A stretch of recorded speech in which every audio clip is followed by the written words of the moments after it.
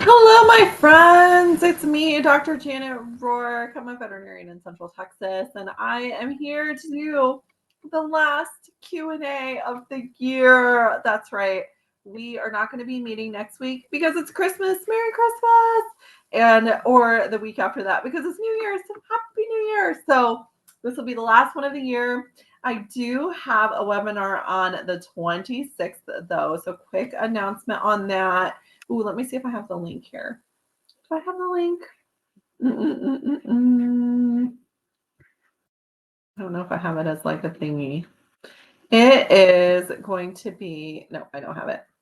So it is going to be a how to become an essential oils for animals expert. And that is going to be on the day after Christmas. And you do have to register for it. So I will post in the description the link for that because it's kind of like a long one. But it is going to be me talking to you guys about how to become an animal essential oil expert. And it's about 45 minutes long. It's totally free to you.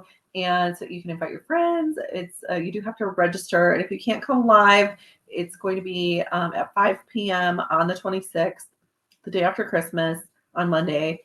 If you can't come live, that's okay because we do have a replay that will be available for 1 week only. So you do need to register to get the replay.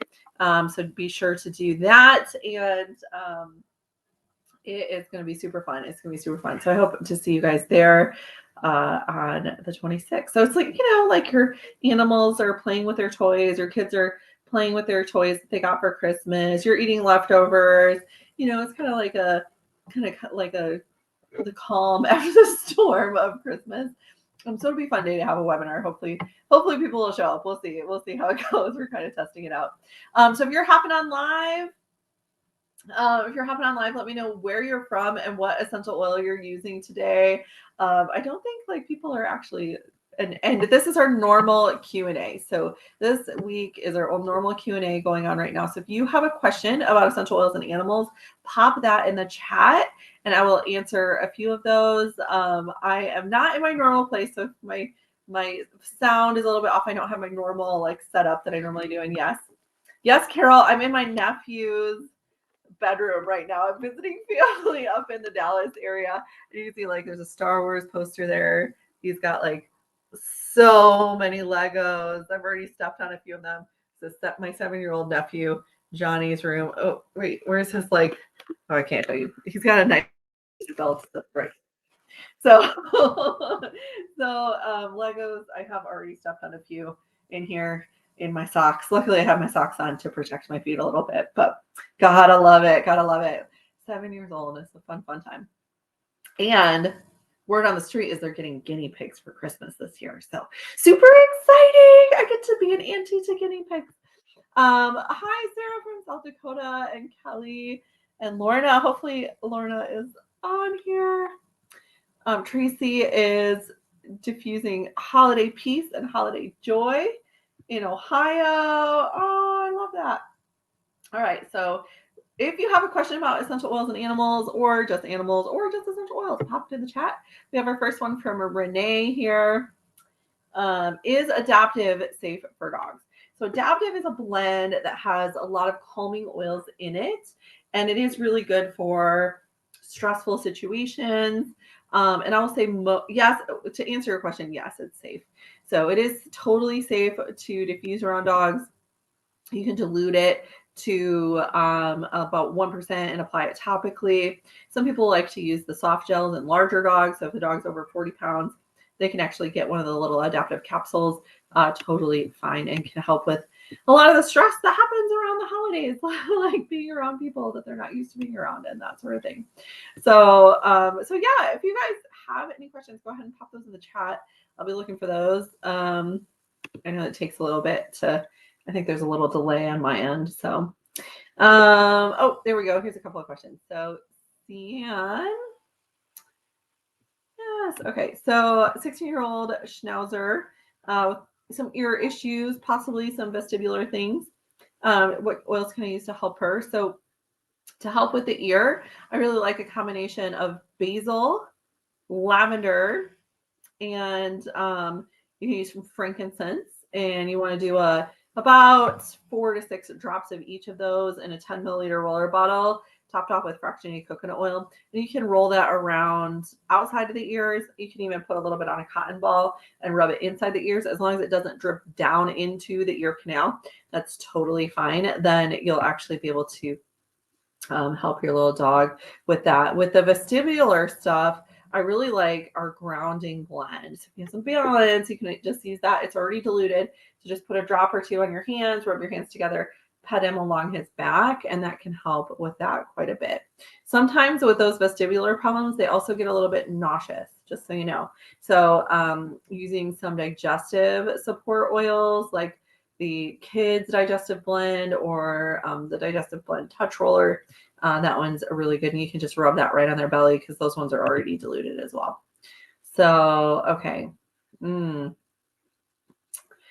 Gail says, my dog just started sneezing a day ago. Oils to help.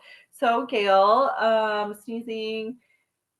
We have lots of respiratory support oils that are super important to use this time of year. We talked a lot about it in our winter wellness workshop this past Friday in the membership group. So if you're in there, go watch that webinar.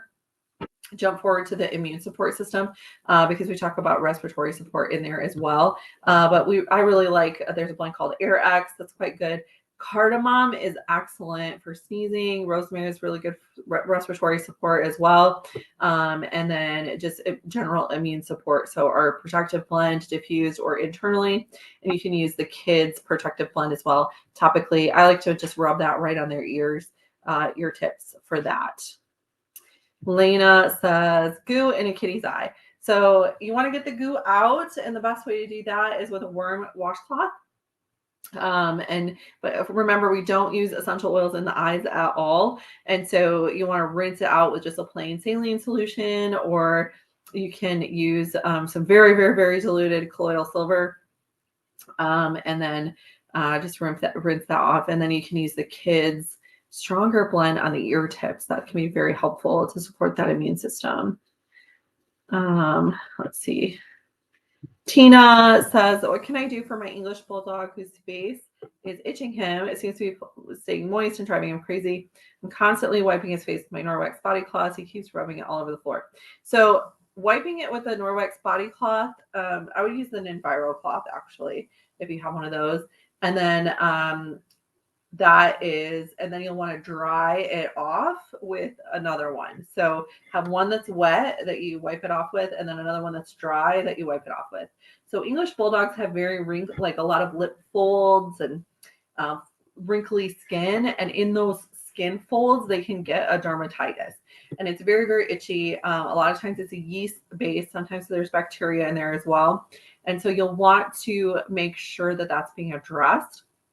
And so, Tina, the best thing I can tell you is we did a webinar in the membership. So if you're not in the membership, it's you just go to essentialoilvet.com/members and you can check that out. It's a very, very low cost, but we did a webinar on yeast. Defeat the Yeast is what it's called. And so that one is a really, really good webinar for dogs like this who have these ongoing itchy, yeasty skin issues, and bulldogs are famous for it because of their wrinkly skin. They're so cute, but causes a lot of problems throughout their life. So it's the one that it's a membership that I think you'll be able to get a lot out of if you're not in there already. If you're in there already, you just go in there, click on webinars, and you'll be able to find it in there. It was one we did either last month, or the month before that. And I think 2 months ago when we did that one, but it's really, really good. And so oils that can help: Roman chamomile, lavender, kind of your calming, skin calming oils. Gail, but you have to address a whole lot of other things and treat this one from the inside out usually. Let's see, Gail, I answered your question already. Let's see. Sarah says, my dog is having dry patches of skin, mostly on the stomach. They are round. They don't really look like the pictures I found of ringworm. Any idea what it might be or what oils to use on him? So I can't diagnose anything over the internet. That's illegal. So I can't do that. But what I can do is recommend some oils. I like plain coconut oil for these, mixed with a little bit of Roman chamomile, a little bit of lavender, and a little bit of myrrh. These can be really helpful no matter what's going on. And then certainly you can go to a dermatologist or your regular veterinarian for an actual diagnosis if you need to. So,